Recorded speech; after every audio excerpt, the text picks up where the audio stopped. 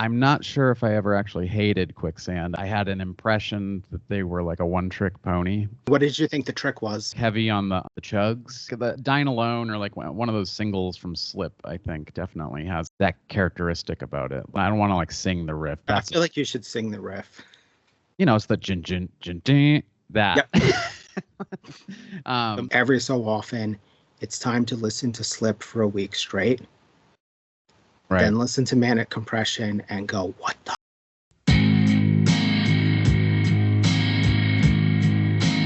You are now listening to Male Worship Radio. Hey, welcome to another episode of Nail Worship Radio. Today, we are talking about, amongst other things, Quicksand's Slip LP from 1993. One of the first things we're talking about is why Jason inexplicably hated this record or this band for basically 30 years. So, Jason, why did you think that you hated Quicksand? Honestly, the one word would be shift. I hate to talk shit, but like I saw that band. I never saw Quicksand, but I saw Shift like every show for like a year or something at the Middle East.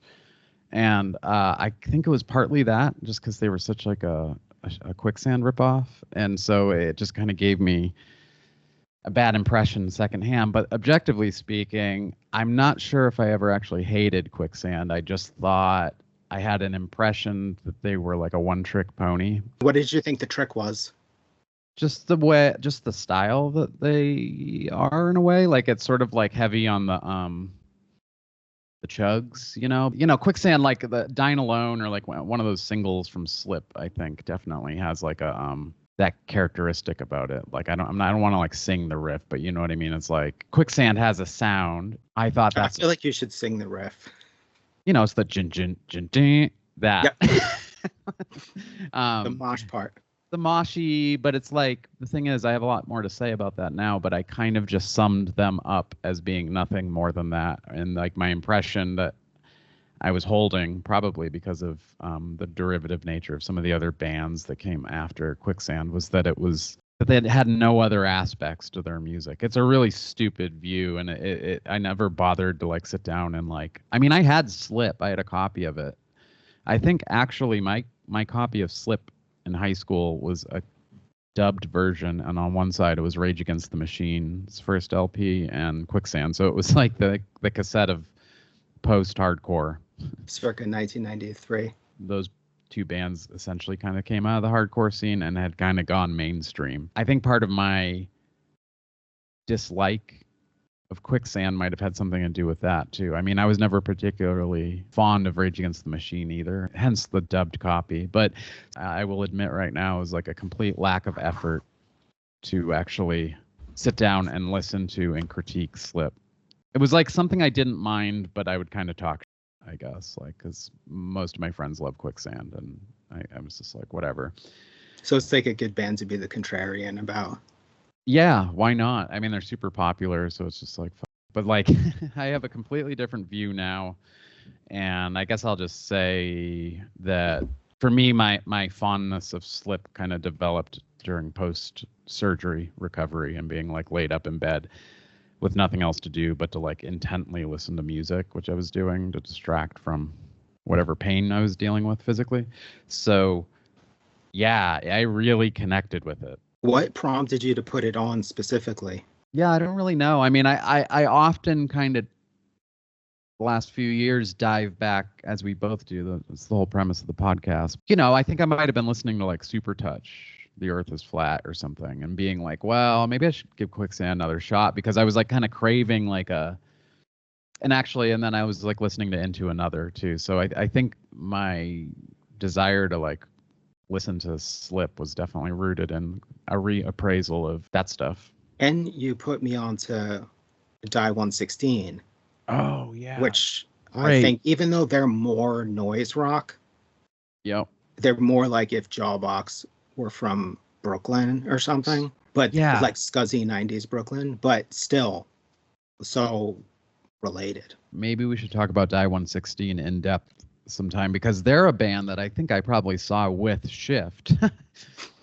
more than 2 times. I think at least 2 or 3 times, because I think they would come up to Boston, and I always liked them, but I never bought the record. And in some weird way, I kind of got Die 116 all mixed up with Orange 9mm because they were the two post-burn projects. I never loved Orange 9, but like I think I kind of got Die 116 kind of associated with stuff too. But when I went back and listened to that LP, what's it called? Like Dynacool? But yeah, it totally makes it. It's also funny. Well, it really is. Like if you didn't like Orange 9mm, then of course Quicksand is like the split, because like those are the 3 post-burn bands. Yeah. But who you already from don't like Burn one of them. who was in Quicksand? Isn't Alan Cage the drummer? Isn't he from Burn? Yeah, he totally is, right? I could pull that up right now. I'm not sure. I don't know. I'm you trying have to the pull up. Discogs open, right? Let's just like check real quick. I'm nearly positive he was in Burn. Okay, so Burn was Chaka, Gavin, somebody named Abbas Muhammad, and so no, Alan Cage was never in Burn, actually. Hey, what band was he in then? He was in Beyond. Wait, what?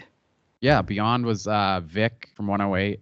I didn't know. Alan Cage. This whole time I thought that he was in and Kevin Burn. From 1.6 Band. Like Beyond was like a super group kind of in a weird way. A super group of people who hadn't done anything yet, which is like the best part. I love Beyond, man. We could do a whole podcast about this little cluster of bands. Like that LP on, opposite of Quicksand. I've loved, what's it called? No Longer at Ease. Oh my God. That is the best record name. One of the best hardcore albums of all time. All right, this is going to be like the dumbest digression bit of trivia ever, but there's a brand of so stupid. There's a brand of compost bags called Beyond that's in papyrus. Clearly, someone at this company at some point Googled the word Beyond to see like other things, and then saw the Beyond record with the papyrus type, and then made their logo also papyrus. There's no way it's a coincidence. Like I refuse to believe that. I got to see it. Yeah. Also, a great example of a record. There's a few that come to mind that use papyrus. That's just like, I don't think anyone could foresee how bad people would look back on that typeface. But there's Beyond. And then that's crazy. Okay, so Alan Cage was in Beyond. I had no idea. Like everybody in Beyond went on to do rad. Hold on, No Longer at Ease. Yep. Okay, LP. The lineup was Vic DeCara, Alan Cage, Tom Capone from Quicksand, and Kevin Egan from 1.6 Band. You can't do much better than that. It's so funny. I forgot that Tom Capone was in Beyond as well. Back to like what we were talking about with my dislike of Slip. As I distinctly remember Tim from Deltonic lending me the LP. It kind of blows my mind that I've never lent an LP out to somebody because you won't get it back. But I gave it back to him, but he lent it to me and he was like, yeah, you got to check these guys out. It's like Tom Capone and Alan Cage and Vic. And I didn't really care about 1.6 Band back then too much, so that wasn't much of a draw. But I remember being like, holy shit. I remember thinking I should like Quicksand more because I liked Beyond so much because I was like, yeah, that record's amazing. Anyway. All right, I forgot about Sergio. Who's he? Is he the bass player?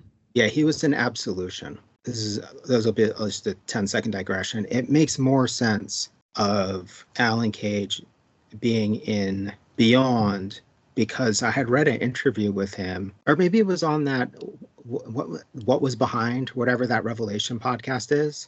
Yeah, I'm pretty sure something. Not what was said, as much as that's what we want it to be. I think he's the one they interview for the episode about the Quicksand 7-inch. Sergio? And no, Alan Cage. Alan Cage, okay. And I want to say that he was sketchy about playing with Walter because him and Sergio had a weird view of the Youth Crew thing. Which Beyond is like just far removed enough, but at the same time, didn't Porcell put out their record? So it seems a little weird. That's why I thought he was in. But even him being Porcell put out his record. Beyond's record. Oh, he did. I didn't know that was his label. Yeah, I mean, I could be wrong, right? Because it's not really my scene. But I always thought he was in something that was like just slightly removed from the Youth of Today, Gorilla Biscuits, Judge. Oh, scene. You're referring to Absolution. Yeah, because I swear to God, he said that they were sketchy about playing with Walter. that they were like, all right, we'll try it. Was Walter prior to Quicksand? He was in Youth of Today, right? He was in Youth of Today, and he literally wrote every Gorilla Biscuit song, music and lyrics. Oh, really? And the whole reason there's a tape of him singing Gorilla Biscuit songs is because he would coach Civ how to sing the songs. So he wrote all those. I didn't know he wrote all those lyrics and stuff. It's basically a one-man band. Oh, I didn't know that. I mean, it's weird. I have a lot of respect for Gorilla Biscuits, and I've talked a lot of shit about them too. I mean, they have a harmonica solo on their LP, which is like the gayest thing ever. So, like, how can you not make fun of them? But I had my moment with Start Today. I think, like, I don't know if you ever liked that record, but like, it did kind of like. I listened to it for a minute. I mean, it's important to me because it influenced me going vegetarian. Like a lot of people, like, you know, I forget the name of that song now, but I like it, but I also have a lot of respect for a straight edge band that named themselves after like a slang term for speed or whatever. Or like Gorilla Biscuits are like a slang term for a certain kind of street drug. I'm not sure if it was Quaaludes or if it was, but I always thought that was kind of subversive and awesome. For that scene too. It's crazy. Yeah, definitely. And it's kind of a dope name in a weird way, just because it's so weird. And it is weird. But yeah, I can see where there might have been some apprehension about getting involved. Because I'm looking at Walter. He was also in like Warzone, Youth of Today, Gorilla Biscuits. He was literally in every band. Like I want to say he played in Judge. Project like, X. In Judge, but he was in Judge. Someone's gonna check us on that one. But Project X too, which you can't get any more. Goofy, straight edge. It was a joke band, I guess. But to get back to Quicksand, like everything about that band I should have loved. I mean, they had like several members of Beyond. Definitely very obvious when you listen to them that they're thinking outside of the box, like from the start, like the first 7-inch. I just don't know why I didn't. I will admit I am a contrarian at times when it comes to music, I guess. So that was then. This record, I think Slip came out in 1993. So we're talking 30 years ago. So you rediscovered it within the last couple months. Yeah. And then what did you find yourself thinking about it? Oh, man. I mean, like, I think for starters, I should say that I was pretty familiar with the album. Like, I mean, just because of exposure. But you know what it probably is? This is probably your version of, like, for me, early Fugazi. Yep. Where I'm just like, no. Yeah. This sucks. Fuck all of this. I mean, yeah, it is actually. I think, but like I'm saying, like I was familiar with it. So like when I put it on to kind of reappraise it or whatever, all the songs were familiar. I'm like, I've heard this because I had the tape, you know, like I would listen to it for sometimes in high school. Not a lot, but I was super familiar, and my impressions this time were like, I mean, I was just kind of blown away, and I think a lot of it had to do with the outside of the box thinking, and in terms of like a band coming out of the hardcore scene, kind of really for me leaning into guitar, you know, like they are a guitar band, like, and they have like a lot of heavy aspects to the guitar, but then in some weird way, a lot of the textures remind me of shoegaze stuff, and then also there is definitely like some Fugazi. I mean, I don't know. I think my answer to that question would be guitar. Like I was just really impressed with a lot of the stuff that they were doing on that record, and also groove. Like my main criticism of them was basically the groove aspect to the guitars, and now I'm just way more open to that. As you know, I'm like really into Crowbar and like these sort of like heavy guitar-based bands. So Quicksand just like makes more sense now to me. I don't know why it took me so long. It's just it's my it's my mistake to own. It's like funny. I just like I'm trying to think if there's some record that I was like quite familiar with, but forever I was like, fuck this record. And it's like I can't think of one. I'm sure there's got to be. I was kind of that way about Fugazi. Yeah, I can see why that would happen though too. But that they're just guilty of making their early stuff, like Waiting Room, like it's just too catchy. Like they're like literally like earworms for like hardcore or post-hardcore or whatever. So I can totally 'cause understand now that. it's like unfortunately in my head, and I don't want it to be. Now you hear it in Target, which is funny. Have you heard that in Target? I've heard Waiting Room in Starbucks, Oh my Chipotle, God. and What? Target, I think. But definitely I've heard it in Starbucks and Chipotle. And this is That's like weird. baffling I've to heard me. a late period Fugazi instrumental in Starbucks. Like what's the record that's got where Joe starts singing? That's got like the dub kind of stuff going on. How the hell does that Is stuff that End just Hits? I think so. See, I'm the opposite. I don't like the last few Fugazi records, like, that much. They're not awful, but like The Argument, I'm just not into. I've tried. Maybe in 30 years I'll love it, but The Argument's gonna be a record. You're like, what's oh that? shit. The Argument is gonna be like the record where you're like, oh shit, this rules. I know. And I actually saw them on that when they toured for that. They played at Mass Art, and it was cool. But Rival Schools played at Mass Art around that same time too, actually. I will say, without making it a whole thing, nothing that Walter has ever done since Quicksand has really connected with me. I haven't Every even single bothered. band, it's been like one or two songs where I'm like, oh, that's cool. Like I like my iTunes, back when you bought music, has like two songs from Walking Concert, which was kind of like his pop kind of band. Oh wait, that's not true. What's the band he has with the dudes from And You Will Know Us by the Trail of Dead?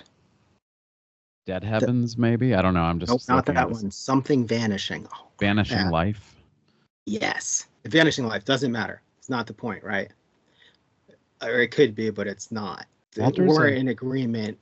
The Slip is an absolute masterpiece. Yeah, and I think we'd probably be in agreement to say that, like, even though like he hasn't made like he doesn't have like a discography, in our opinion, that's like one masterpiece after another, but I have a lot of respect for Walter now, whereas I didn't before, because he seemed. I think my apprehension about Quicksand had a lot to do with that too. Like, I never really thought they were posers, but like I just kind of like my dislike of the Youth Crew thing maybe kind of extended to them to some extent too, which is stupid because it's like half of Beyond, which wasn't really a Youth Crew. Were they a Youth Crew band? No, they were a straight edge band, but they weren't a Youth Crew band. But I think they ended up being so weird but interesting to that scene.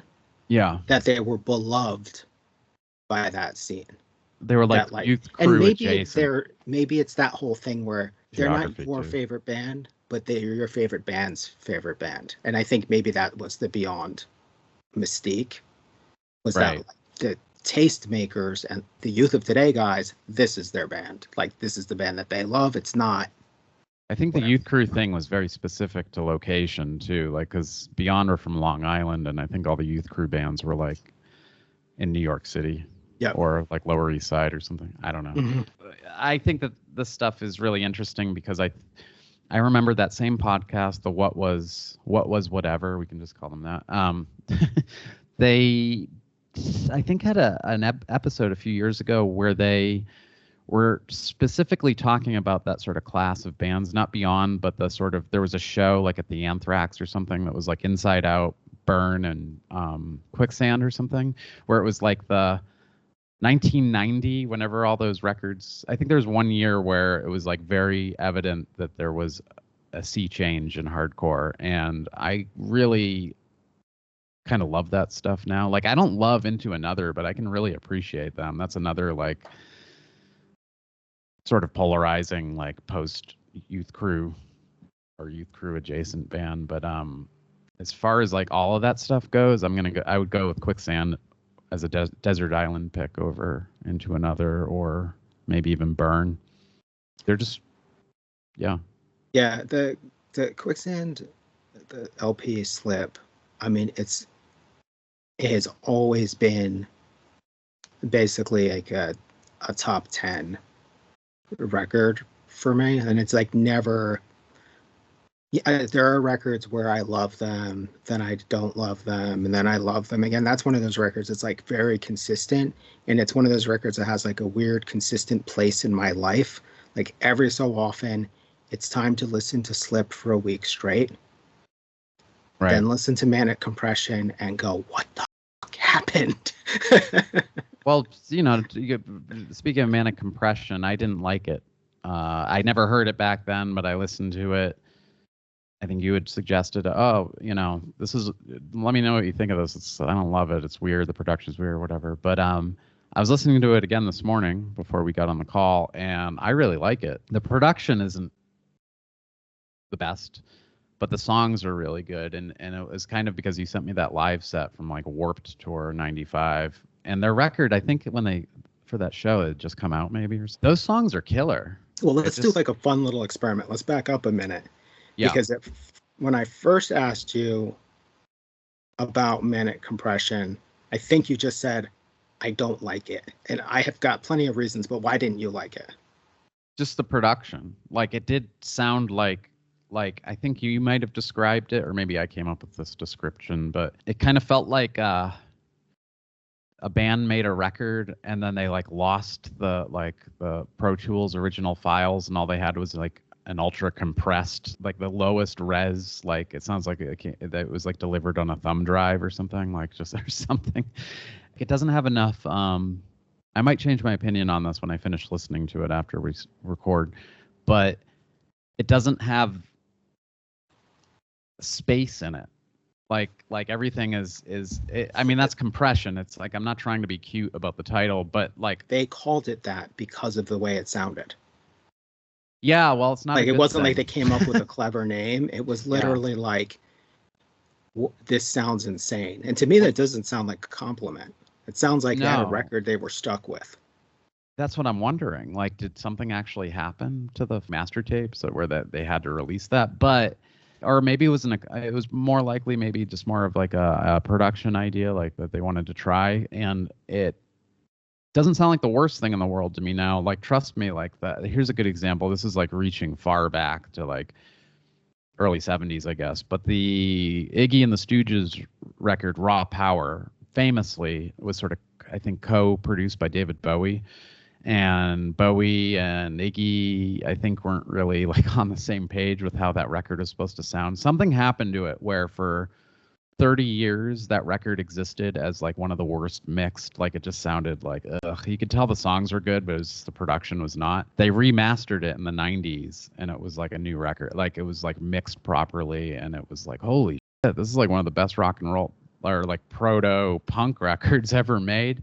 And I wonder if Manic Compression is like a similar thing, and maybe in 10 years we'll see it like 40-year anniversary of it, or maybe next year a 30-year anniversary of it, remixed and remastered would do it a lot of good. I would love to hear it remixed. Songs are not bad at all. They're really good. I bought it right when it came out, and I remember being super excited about it because I'd seen them. I don't remember if I saw them in 93 or 94, but they played a couple songs where they were like, this is going to be on our next record. And live, they sounded awesome. The only one I remember is Super Genius, which is the one about the Rodney King beating by the LAPD. And that song sounded, it was just one of those things where like you hear it once and it's stuck in your head. Mm-hmm. And when I got the tape, I listened to it a lot, but I was immediately also like, what the hell is this? And, at the time I had like no conception of stuff having to do with production. So all I knew was just like, this record sounds so weird, and it sort of sounds like Quicksand, and it sort of doesn't sound like Quicksand. I've listened to it off and on all throughout since 95, because one, there are some songs on it that are, we were talking about Landmine Spring before we hit record. Landmine Spring is awesome. But I've always listened to it and always just been so frustrated and confounded by it. And I kind of always felt like it was, one, the recording is bullshit and someone needs to be dragged out back and executed over it. Who produced it? Actually, I got to pull up the stats on this. You'll pull it up because I don't got the Discogs open right now. But the other thing about it was that compared to Slip, I always thought it was rushed. Like, it seemed rushed to me. It seemed like a sophomore slump in the way that the band that took the however many years it took to write Slip, who were touring, but not touring full time because they were writing a record, versus the band that was now constantly touring, and everything needed to be simplified in order to actually finish songs. Like that has been how I kind of viewed it. I've never been cool enough to give them the benefit of the doubt that there may have been a conscious decision to switch up direction. It's interesting because the engineer for much of this, there's a few engineers, but Wharton Tears was the producer for tracks 3, 7, 8, 10, and 12, which is like half the record. And he's made some amazing records. Like Wharton Tears did like a lot of the Sonic Youth stuff, and Glenn Branca. I mean, he kind of comes from that so that's kind of interesting. But that makes it even more confusing to me because I thought that it was Wharton Tears that did the first record. He might have. No, it was started with our boy Ted Nicely. Oh, it was? Yeah, and then as usual, he pissed off the people he was working with and was replaced. Wow, Ted Nicely, he's kind of known to be a little bit difficult or a lot difficult? I mean, everyone turns into self-producers after they work with Ted Nicely. But he's made so many great records. No, and he's made everyone's best records. That's true. I mean, we're different on this, but I think whatever Novelty or whatever For Your Own Special Sweetheart is the best Jawbox record. And I think that In on the Kill Taker is the best Fugazi record. We're in agreement on that. And truthfully, I actually don't know what else he's recorded, but I assume that those are also those bands' best records. He did, well, on a personal note, my old band Township was kind of a conglomerate, or it was like a band of a lot of ex-band members, including myself, and my former bandmate from Township's former band. They were called Runner and the Thermodynamics. Their record was done by Wharton Tears, I believe. And they didn't want to work with them, though. That was kind of the funny thing. And they were really unhappy with the way the record came out. So it was like Wharton Tears was he did a lot of noise rock stuff in the 90s, right? 80s, 90s. He's been around for a long time. I just know that he did one of the best Sonic Youth records. What's it called? Goo? I think he was the producer on Goo. Maybe Daydream Nation? I don't even know. I'm talking out my ass. But yeah, he's known. Associated mostly with noise, I guess. Now I'm all over the place. But so it was Don Fury and Wharton Tears for Manic Compression. Huh. So it had to have been an aesthetic decision. And that's kind of curious.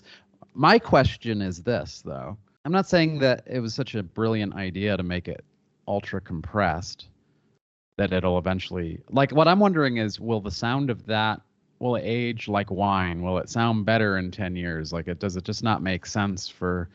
I'm trying to find, to tell it, don't put my shit to sleep, While you're doing that, I'm going to look into Wharton Tears for a second. Yeah, I saw a lot of Glenn Branca. He did Helmet's Meantime, which I think I was about to say that, but I wasn't positive of it. But that's a good record.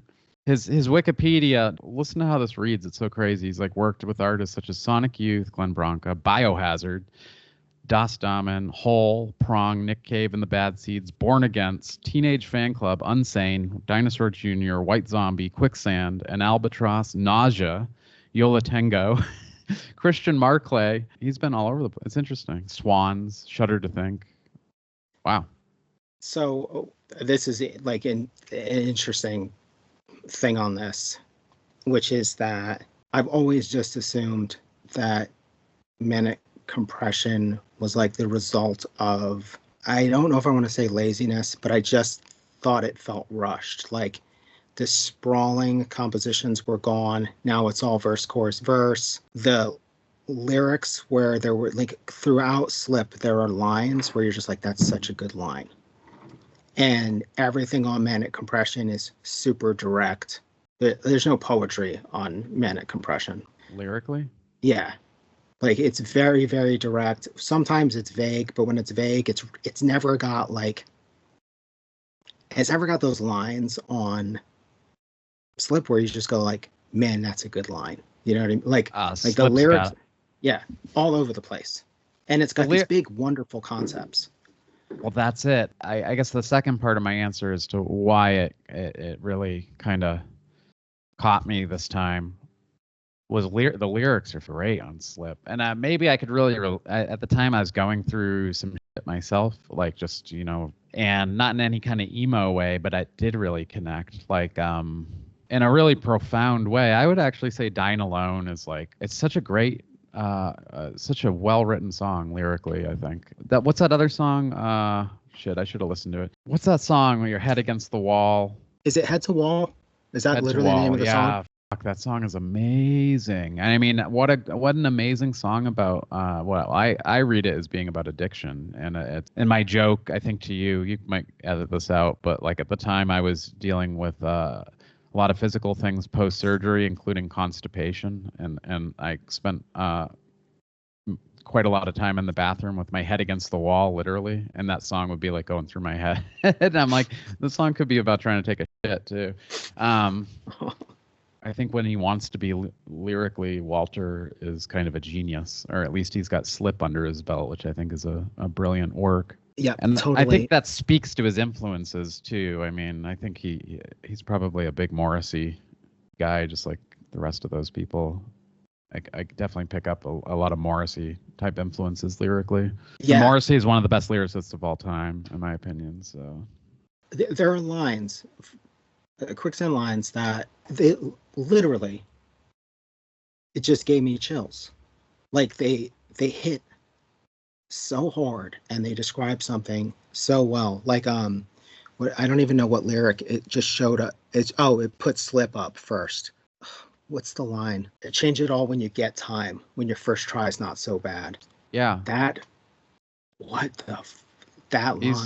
is how old so was good. he? Must have been like, this is one thing I put in perspective now because we're reviewing so much music that's like from '93, but that's roughly 30 years old. And one thing that's a mind fuck for me, I think, because I very much view myself as being very much in the process as an artist, still, meaning like I feel like I still haven't made my like master work or whatever, but it is a mind fuck to think any of these fucking people. I mean, Kurt Cobain, I had to bring up Nirvana, but like also it's like how young these people, Walter must have been in his 20s, and to be able to pull off something good, it is really remarkable, Yeah, probably 22 at the oldest. Fresh out of high school, if I'm not mistaken. Actually, I think he's got to be, he's probably in his early 50s now. And it's like, it's interesting, right? Because if you take Gorilla Biscuits, you go, oh, he had a lot of time to learn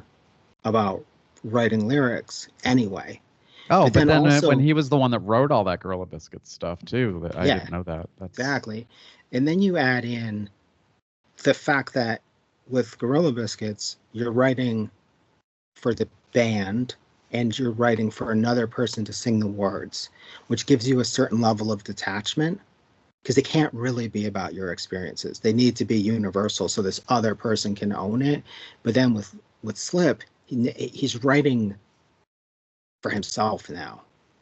And right. and I think there's a very interesting thing of Slip, which is most of the lyrics they're not first person. They're constantly saying you. Like, oh yeah, you're going to do this, you're struggling with this. I think there's something very effective about doing that. And that's actually one of the things that I hated about Manic Compression, is that it had switched to all me. And I was like, this doesn't work as well now that he's talking about himself all the time. For some reason, it works really well, and especially some of the weird, depressing lines where you're like, that speaks to me in such a way that it actually bums me out. But it's nice to know that someone else like recognizes it. I always thought that was the big difference between Slip and Manic Compression, is that Slip is like everything is outward. It's describing your friend group and what they're all going through, and you're becoming the narrator of what's happening in life. That's the again, for me lyrically, I think that was probably one of the things that really connected with me in terms of the lyrics was that it's brilliant. I never thought of it this way, but it's like Slip is the you record and Manic Compression is the me record, but like that the you-ness is really insightful and profound, and not to sound like a therapist, but it's kind of amazing that he had that much awareness of, and it's removed awareness because none of it sounds critical. In fact, I would say all the you-ness and Slip has a lot of compassion and empathy, like especially Head to Wall, like the one about addiction, like,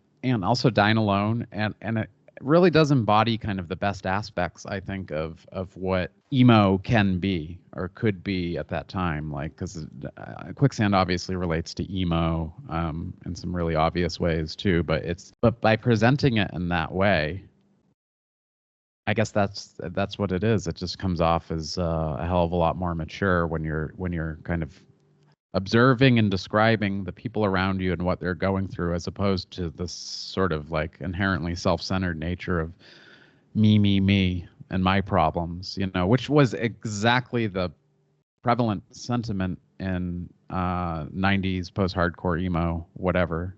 That's why a lot of people hate that stuff now, Yeah. And what's interesting is it's almost like the difference between it's almost like the difference between watching a play and watching a one-man show. Like, everyone thinks the one-man show is self-indulgent bullshit that should not happen. Like, it's the easiest thing in the world to make fun of because it's literally someone saying me, me, me, me, me, me, me, me, me. Right. Whereas by definition, the play can't be that. It has to be people interacting, and then because of how they behave and what they do, you relate to them, or you relate them to people in your life or whatever. And I think like it just universalizes it by not saying it's me all the time. That's what makes it very literary too. Like, I don't know how literary he actually is, if he's much of a reader, or I mean, he actually strikes me, he probably is. But Slip is kind of like a book. And I think that's also why it kind of feels timeless, whereas Manic Compression, you could definitely, based on the criteria that we're holding it against right now, you could definitely criticize it as sounding and seeming very much like a record of 1995, while Slip does have what we were talking about 2 or 3 months ago, having like, or maybe I was talking about it, it does have a 90s element to it that is almost like in the most positive sense, like, wow. Like, I think we were talking about like where this could have gone, like the sound of Slip, but alternately, because the lyrics don't have that me thing, you could hold them up and put like against, like, they have like a timeless nature to them, which isn't like, emotionally speaking, like it doesn't have that emo-ness about it. It's interesting because I think that one of the reasons it's like a quintessentially 90s record is because it shapes that. Like, do you know what I mean? Like, it's the product of stuff basically from the 80s or right before it. I just listened to this panel discussion where Walter is talking about Slip, and that, they did this European tour, and on that European tour, they basically wore out a copy of My Bloody Valentine. And you go like, oh, okay, like that makes sense. Like, and how much they were into, what's the other thing? Jane's Addiction, Slayer, like the mosh year, late 80s Slayer stuff.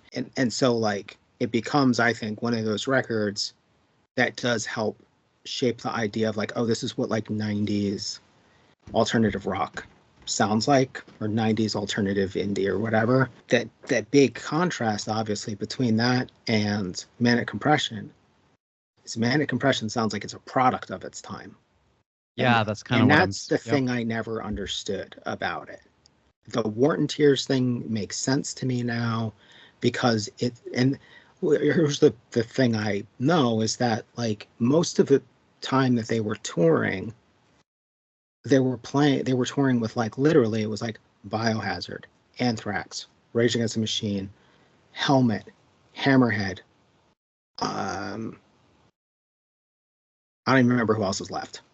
and you go, okay, so you play these songs to those audiences. I'm guessing you alienated a big chunk of every single one of those audiences. Yeah. And that there were certain songs that they were like, oh, finally, fuck yeah. You know what I mean? Like probably the stuff from the Revelation 7-inch.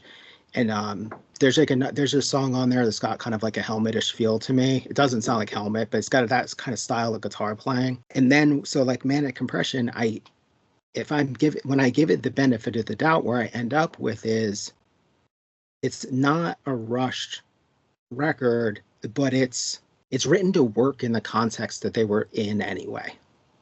Yeah. That like, and I'd never heard, I mean, not until I sent you that video. So like we found a video of them playing the Warped Tour summer 1995 or something like that. It's like not very long. It's a 20-minute set, 4 or 5 songs. And the minute you hear those Manic Compression songs, you're like, oh, fuck, they're great. It sounds so good live. And I went and put on another video that I was listening to. I didn't get to finish it today, but it's like those songs were killer live. And so it's like they're playing with all these bands. They write these new batch of songs. They're all typically 2.5 minutes long. They go and record with Don Fury, the hardcore guy they've known forever, and Wharton Tears, the Helmet guy, basically. I mean, that's like the easiest way to put it. I wonder if they thought they were making like a futuristic, like kind of groove metal record. Like if that's what they thought that they were doing. Right. And then in retrospect, it's kind of like there's no oxygen in this the record is almost inaccessible because like you can't put yourself in it. And the thing about Slip is it's insanely atmospheric. It is literally just these stories unfolding. There are so many songs that don't feel like they have repeating parts, even though they do. Yeah. But they're almost like Beatles songs, where it's just this part, then this part, then this part, then the chorus comes in, then this part that it wasn't there, and then back to the chorus. They unfold in this very grand fashion. And I think that you go into Manic Compression thinking you're going to get more of that, but it's like you don't get that. You don't get the same quality of lyrics or the same depth. And then you get this very compressed, small recording that actually makes every single song sound like it's the same tempo. Even when it's not. Yeah. Like the slow songs sound just as fast as the fast songs. And I still think like that's the biggest crime about that record is I think it shortchanges the songs. But as an artistic decision, I've kind of come around to, okay, I understand where this is coming from. I get it now. I'm looking at it right now, though, and my biggest issue with it right off the bat is the horrible album artwork. No offense to whoever. Hold on one second. And the reason why I hate it is it looks like the type of thing I would have made in 1995. So that's always where my criticism comes from. It's not good. But Slip, on the other hand, is love really the great. Melinda Beck stuff, personally. That's not, what's his name? I thought that was Jordan, not the guy that, who's that other guy? They work together. It might be a collabo. Isn't his stuff more collagey and her stuff's more dry? The hell, I should speak English. Melinda Troy, Beck. What the hell was that? Melinda Beck. Yeah, I've never heard of her. She did a lot of stuff with him, and she would do that kind of scratchy looking stuff. Dude, Alan Cage was in Burn. Did we looked into it? Yeah, he played on the 7-inch. Oh, okay. Maybe I knew that too. Right. Why didn't it not? Anyway, it's all good. So anyway, yeah, I think it's horrible. I mean, if we're really gonna be Ebert and Roper here or whatever, I would just say, like, on top of the production sounding of its time, you could not make a more 90s art school looking album cover than this. It's really bad. I mean, same goes for that horrible Into Another record with like the graffiti looking character. It's a great record, but yeah, this does not help it. Slip, on the other hand, looks a hell of a lot. Slip has a really great design, I think. Oh, it's awesome. Yeah. I'm trying to think. Is there anything else that you got to go? No. I'm just trying to think if there's anything else we really need to say about either of these things. I'm glad that move on to come to us a weird acceptance of Manic Compression, even though I do want it remixed. or re-recorded. I think just a remaster on it, but that's what I'm wondering. Like, how do you determine what is that what I'm listening to? Like, how you would know because you have a physical copy of it. Go on Spotify and listen to that one. And that's where I listen to it. It sounds exactly the same to me. Oh, so Now, well, if it had been remastered, I don't think you can really deal with the problems with it. You know, it's that's simply a matter of like frequency. Like it might sound a little bassier or something. Yeah. But it's not going to deal with like the fundamental issue of that complete lack of space.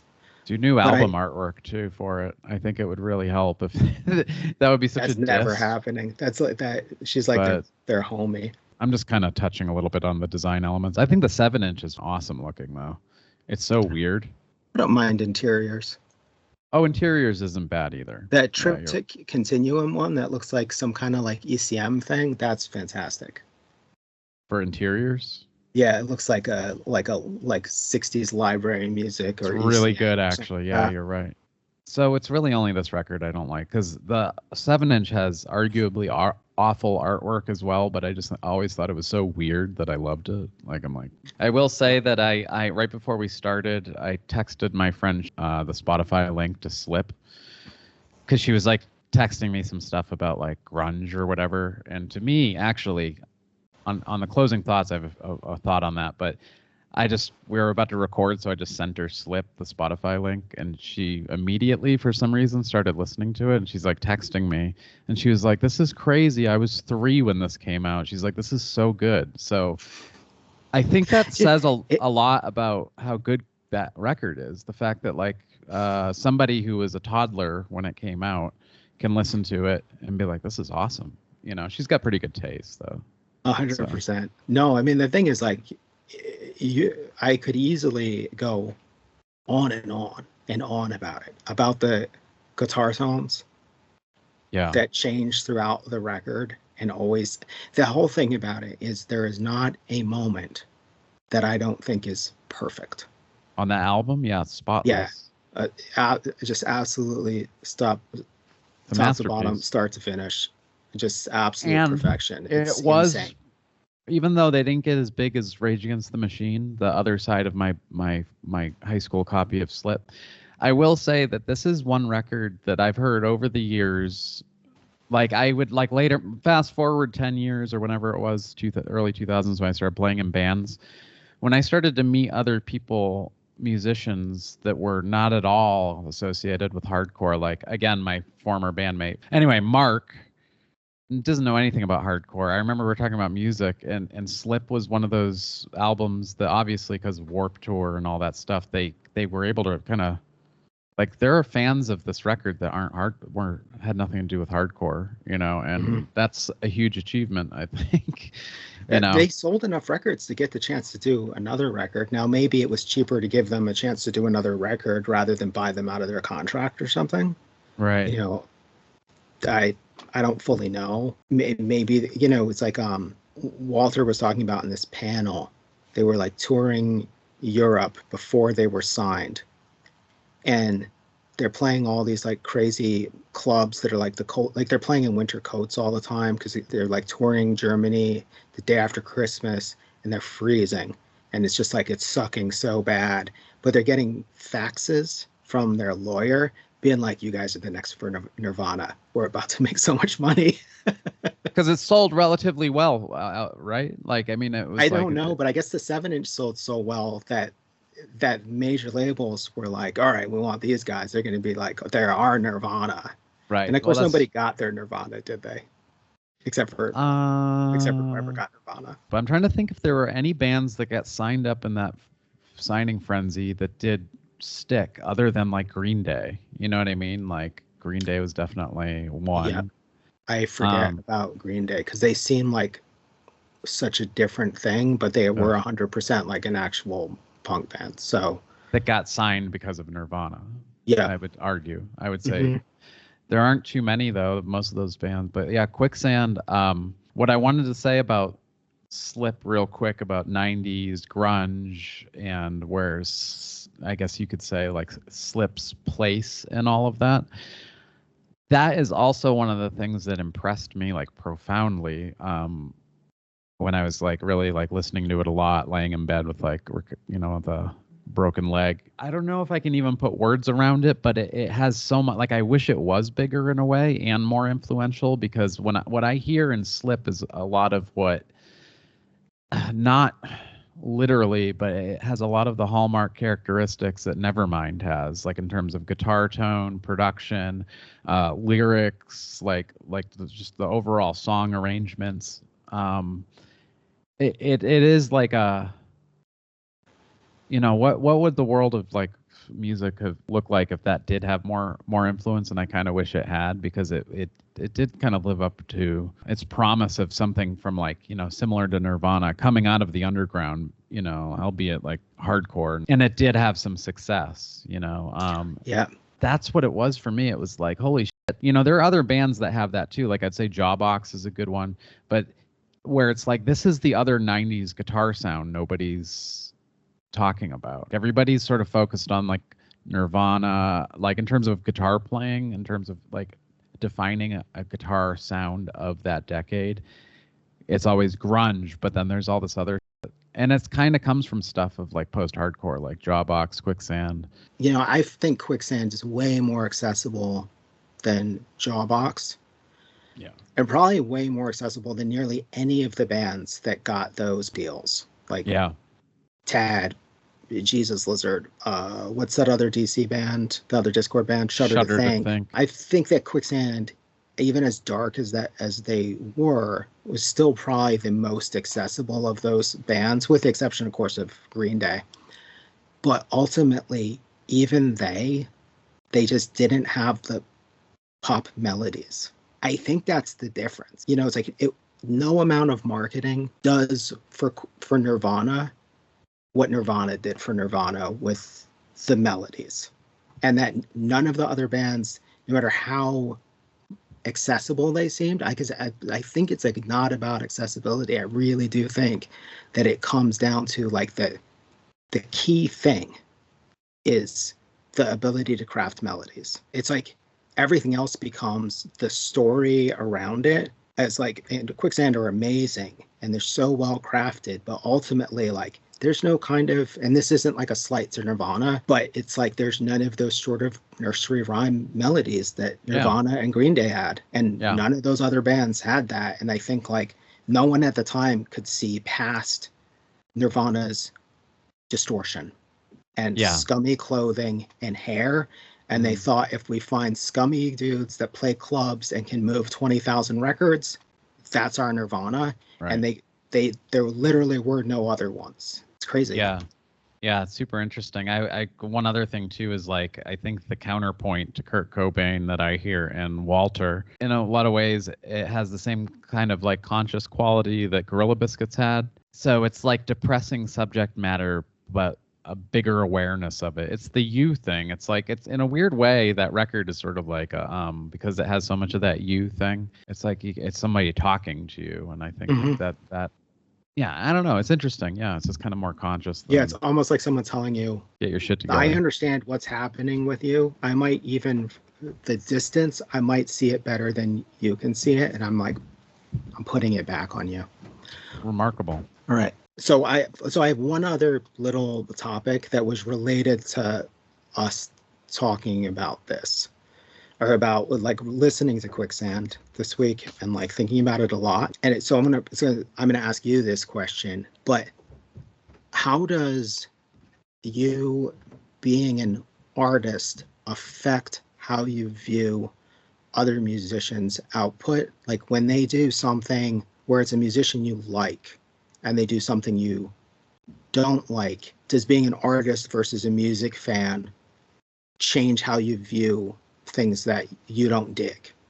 Yeah, like Dan Higgs is kind of an example of that. I'm overall a huge fan of his work, but there are periods that I like. He's kind of gone through phases of what his work is. Musically, I'm talking to, like, I wasn't a big fan of the Skull Defects project at all. I could give a lot of examples, but I would never like bag on the guy and be like, because I think that's where, when people do that, that is more from a fan's perspective and like a lack of understanding of what it is even to be an artist, like and the actual realities of like the challenges of making a record or painting or any project, and also the challenge of like understanding the challenges of staying at it, that somebody is actually, because it's like with Quicksand, for example, well, at least they made the fucking records. I mean, if they all really sucked, that'd be another thing. But like, how about you? Doesn't I feel like Well, you're probably. What was popping in my head, it was because I was listening to Manic Compression, and I was like, there's so much here that I like. But part of me just feels like this is a collection of cool riffs. But it's not, because I understand they're very tightly packed songs. But I was just like, again, like, what happened to everything? What happened to atmosphere? What happened to the lyrics? What happened to like this sonic storytelling? Because I was looking at it, and there's like that instrumental on Slip called Baphomet. Yeah. And in my mind, I was like, the band that wrote Manic Compression can't even write this instrumental again. They seem incapable of the level of patience to do it. Because I'm someone who thinks too much about things, I was thinking about it and being like, okay, am I doing this thing where I don't like something, or it's not my sensibilities, and I'm being unfair to it because I'm going, why didn't you do the thing again that I liked that you did before? Right. And I was like, I need to understand this record. So let's get rid of the idea that it's rushed, and let's instead assume that it's intentionally the way it is. Why could it be that way? And I was like, maybe writing Slip was a nightmare, trying to craft these like broad kind of epic stories. And maybe it was like, dude, can we just like drill down? Like, a song just needs 2, maybe 3 riffs. The lyrics do not need to be slaved over. I can just write exactly what I'm thinking. I don't need to be poetic and have one word change in the second time it's repeated so that it changes how you view it. I'll just write like, why are you trying to impress me with who's on your guest list? That's the lyric. Boom. Done. You know what I mean? And then I was like, I should hear what these songs sounded like live, which is like such a great thing to be able to do. And it's like, found that show. It's like, I love the idea. You can just search Quicksand Live 1995. So weird, actually. Just real quick, like as a Gen Xers, like it's amazing how much access so quickly we have to the records. We could edit this out, but the live stuff is really weird. Like to me, like YouTube is old now, but it still blows my mind that it's a time machine. Because it's like, you have to, if you're looking for things like documents of something, you have to continuously relook for them. Like, and this is an aside, but I sent you that link to that Lungfish show from 2004. Yeah. That video is brand new. It's 3 weeks old. So it's like every time you search like Lungfish Live, there are different new results, even though the most recent show was 20 years ago, which is pretty rad. Yeah. So anyway, I go and search for it, and the minute one of those Manic Compression songs comes on, you're just like, holy this is awesome. The crowd is going nuts. And then they play another one, and you're like, oh, these songs connect with a live audience in a really big way. Right. And that was what was blowing my mind too, just watching. I was like, this is kind of weird and surreal. I didn't realize, granted, all those people weren't there for Quicksand, but there was like a pit. And I was like, hard.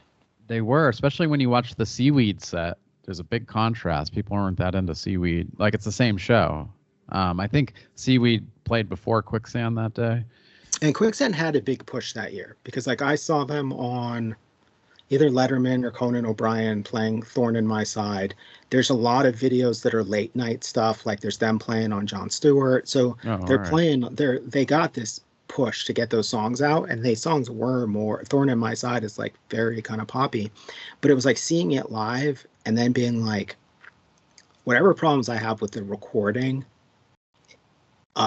this changes everything for me. But I did have to stop, and I had to stop being like a fan of Slip and instead just be like, I need to understand this. And the other example I was thinking about was there's a new Coil Guns LP out, and Coil Guns are a Swedish. They're Swedish, a Swedish hardcore band, kind of like they started out as kind of botch core, basically. Oh, all right. Kind of like art damaged hardcore band, basically. They're a band who, at this point, I'm listening to their stuff until I like it. Like if I am like, oh, I don't like this new record, I am just like back to the beginning. I'm going to listen to it until I get it, because of the things they've done in the past have like engendered, like I'm willing to give this the time of day and see it through, and basically like force myself to, even if I don't feel like I need to listen to this record all the time, I at least want to get to the point where I go, I get the record. Yeah. And aesthetically, maybe I can't be listening to it constantly, but I get it now. And that like, and I think that that's a different part of my brain than the one that is a fan of music. It's the one that is like, I would want someone who supposedly liked something I made to give me the same benefit of the doubt. Right. Yeah, totally. Yeah, because it's hard to make stuff. I'm doing it now, and it's, speaking of just like making music, I'm very much in the process right now. And meaning like I'm working on a song for the last few days, and I'm like, as you've heard, and I'm recording. And man, there's no way of appreciating or understanding the process or the challenges of making a record than trying to do it yourself.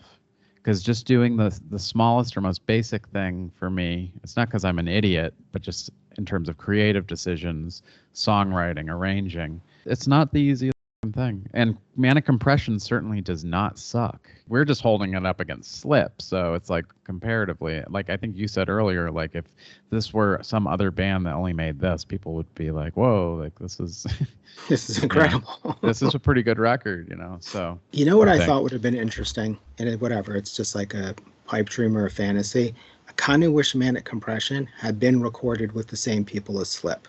And I was thinking about it in terms of like Lungfish or Fugazi or Unwound recording everything with the same people, so that as the band changes, the constant is the recordings, and so that you sort of judge the things like by a certain substance. Like I think with Unwound, it's super interesting because were they always with Steve Fisk?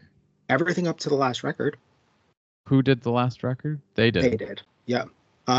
Yeah, they did the last record, like it was self-produced. So when I think it's one of the things that like, that obviously they make aesthetic decisions that change, but you're essentially hearing like the changes that you hear in Repetition versus Future of What, you have a comparison. I think it's cool that Repetition is not, for example, recorded with Wart and Tears. Right. Because it's a very futuristic sounding record, or that Challenge for Civilized Society is not recorded with someone that might have been into more like a more out there kind of, I don't know, new wave sort of thing. Instead, you still get the same people involved, so that the changes are like pronounced, but then there's like this comparison. That continuity or that through line, I think it serves a band well. Like I think like Radiohead is another example of having pretty much the same producer for everything except for 2 records. And so then it's like you're comparing, there's the things that stay the same and the things that change. And I don't know, I think it's almost like in those examples like Fugazi, or to a certain extent, or Lungfish to a certain extent, it's like the producer is kind of a member. Yeah. And they help like maintain a continuity that then also makes the changes much more apparent, because they're so substantive. Like, okay, you're doing something definitively different now because everything else has stayed the same, and now you sound different. I think that I kind of like, when I think about Manic Compression, I really do kind of wish like, oh, I wish this had been recorded at the same place with the same people, because I'd like to hear how this sounds as a straight through kind of. Yeah, absolutely. Could use the treatment. But did you even want to talk about Blood Incantation? I only listened to the newest record once, so I would definitely want to listen to it again. Right. It's hard to talk about. The other thing is, here was my shock. That record sounds nothing like the record that was the one that was on everyone's radar. I'm so utterly confused. I don't know what you're. Well, I mean, the one with the alien on the cover. That's older. Hidden History of the Human Species. Yeah, that was the one where I saw that record cover everywhere all the time. Everyone's best of the year list. Everywhere. What's the newest Pitchfork, one? Everybody. Brooklyn Vegan. The new one's called, like, what is it? Elsewhere Worlds or something? Absolute Everywhere. Yeah. So my assumption when I heard Absolute Everywhere was, oh, this record is like 80% zany atmospherics, 20% death metal. I get why this band is huge. But then I listened to Hidden History of the Human Species. It's 100% death metal. Right. Through and through. There is no zaniness whatsoever. No progness to it or anything like that. Not that I could hear. Interesting. And even as like a metal record, I didn't listen to it and go like, "Yo, this is an incredible metal." I mean, it's very good. Well, is they're it touring better than with your average death metal band? No clue. I don't know. Yeah, that's super subjective. But I mean, they're touring with. They're doing the European leg of the tour for Absolute Everywhere with this Japanese krautrock band called Manami Deutsch or something like that. That's how they first I thought that was strange because that's like that Japanese band played kind of nearby. They played in Reading on the West Coast leg of their tour. I'm not a huge fan because I'm not super familiar, but there's so rarely any kind of shows near me. So I was like thinking of going.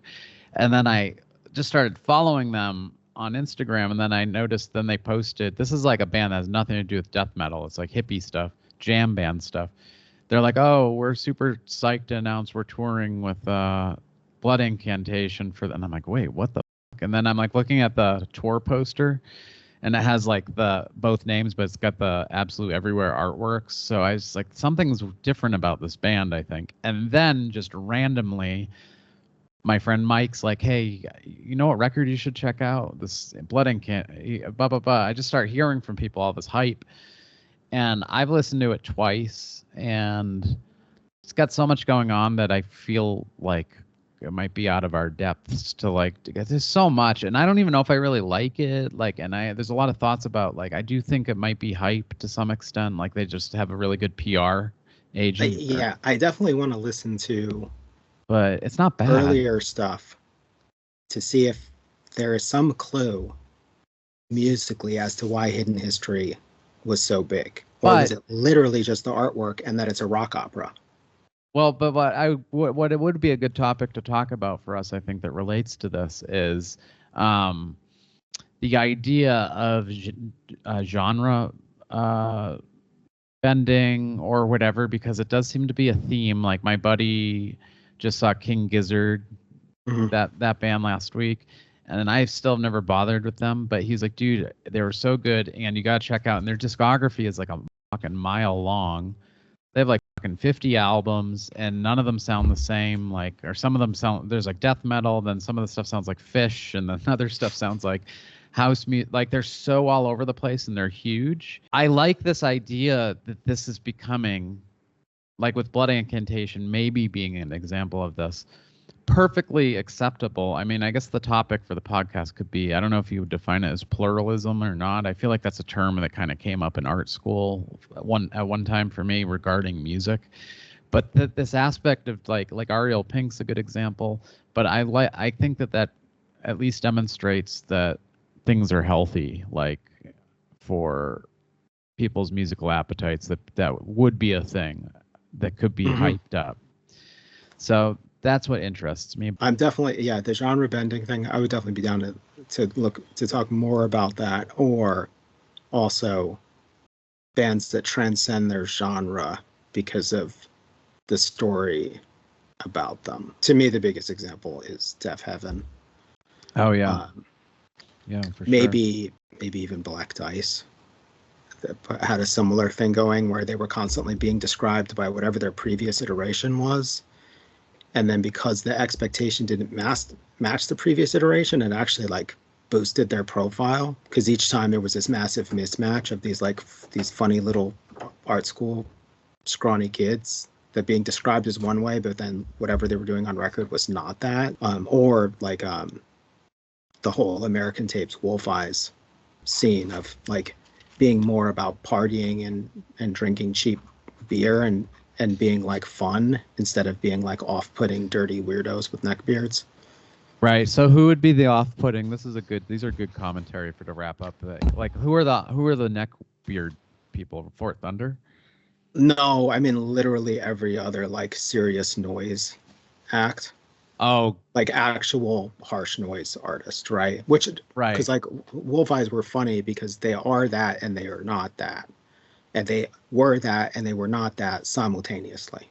Like they were always both in and out, and then they just seemed to be having more fun than everyone else around them. Like right. Everyone else around them seemed like awkward weirdos that live in the basement, and those guys seemed like dudes you want to hang out with and like have fun with, skate with. Yeah, I wasn't too exposed to, even though I played in a noise outfit.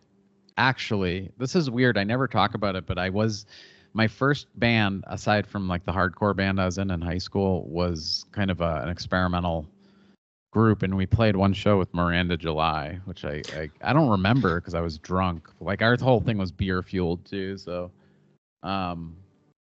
in any case, like I wasn't as much of a appreciator or participant, but Black Dice, you could file that with Slip as something I wrote off, and then Beaches and Canyons finally like ended up like in front of me. Is that the name of it? The LP? Yeah, that's like the breakthrough record. Oh my God, so good. And then I'm really bumming because my friend Jason Yates, the artist, he's friends with Bjorn. Is that the guy's name from Black Dice? But he's like, you really missed out. Like seeing Black Dice back then was like life changing. Like they were so like amazing in terms of like just sound dynamics live. Like I believe I saw a Beaches and Canyon show. Was it as good as he's hyping it up to be? I mean, people do tend to overstate the thing. Yeah, it was incredible because that was the last record before Hisham left. I'm pretty sure I saw a record with him. I feel like I've seen them 3 times. Right. Never in their hardcore phase. So I think I saw them in a Beaches and Canyon phase, and then the record afterwards, and then maybe the record after that. I can't remember. But yeah, Beaches and Canyon, just amazing rhythmic drone record or whatever. It's like beautiful. Yeah. I wish I had seen that live. I think the Liars are another band too that I think. Oh, didn't you say? Sorry, now I'm getting all schizo. But weren't you like you kind of posited the thing of like bands that have like a complete change, like they just like clean slate wiped and a slightly new lineup, and I think Black Dice is one. There's like 2 versions of them. Cave-In being another. Hold on. Let's back it up a second. So we were thinking about Quicksand from Slip to Manic Compression, and trying to think of who else has done this degree of a 180 with basically everybody still in the band. Oh, with everybody still in. Not that it can't change, but I think that's like the biggest noticeable thing is like the idea there's no personnel change. What happened with Black Dice? Was it the original people? Black Dice, it was just gradual morphing. So like I believe so Black Dice started out, it's a 4-piece. I can't remember the old bass player's name. I think it's Sebastian. He left and Aaron joined. He had seen them on tour when they were in hardcore phase and basically wanted to be in the band. So he moved out, he joined. And then they did that morphing thing. So like the Trouble Man 10-inch is like split. Like they'd already discovered that within this sort of thrash that they were doing, that they did just like the screeching feedback. They were much closer to like, I don't know, like Hairy Pussy or something like that in terms of just actual noise core, but still musical. And then the 10-inch they did, I feel like one side is raging hardcore and the other side is just screechy noises. And then they just started getting like weirder and less hardcore-y and more like tonal. and then that reaches Beaches and Canyon, where they're like this drone outfit. But then Hisham leaves. They start essentially like using synths as drum machines and stuff like that. And then they get weird and beat oriented, and they just get weird. They just get more and more beat oriented as they go through that. And so like to the way I see them is like they're just this long. You listen to the first record and the last record, doesn't make any sense. But if you listen to all of it in a row, it's just like morphing over time. Right. But I don't feel like Beaches and Canyons to the next record is maybe the most dramatic. But even then, you sort of get it. Like you're like, it kind of makes sense to me, at least. But so like, but I see Antioch Arrow as the total 180 degree. Like change up the instruments, change the way you dress. That was the weird. Spirit of it is still there, but the aesthetics change. You know, I loved Antioch Arrow. They were one of my favorites. I used to really like that. What's it called? Gems of Masochism. Yeah, I used to really like it. I can't really tolerate it anymore. I do really like the Gravity stuff, but yeah, that's a good example. But then, for some reason, it's the opposite of what you're saying, but in this weird way, I wanted to give mention to the Liars only because they had that first album that was like super buzzy, like it was like in Vice. They were like it was part of that whole moment that was happening in New York. Yeah. And I never really liked it, and now I actually do kind of like it. But what I always liked about the Liars is they made that record and essentially broke up, or didn't break up, but like the rhythm section left. Pat and what was the other guy's name? Ron and Pat left the band, and that's such a fundamental aspect of what that record was the drums and bass. And then the Liars just changed their sound completely because I think it was just two people or something. Yeah, more into like the experimental territory. And then I started to actually really like them. I like that stuff. And then Pat and Ron's new shit I thought was great too. So it's like, I don't know, but yeah, I think the 180 thing with the same lineup is I think we should call it. Okay.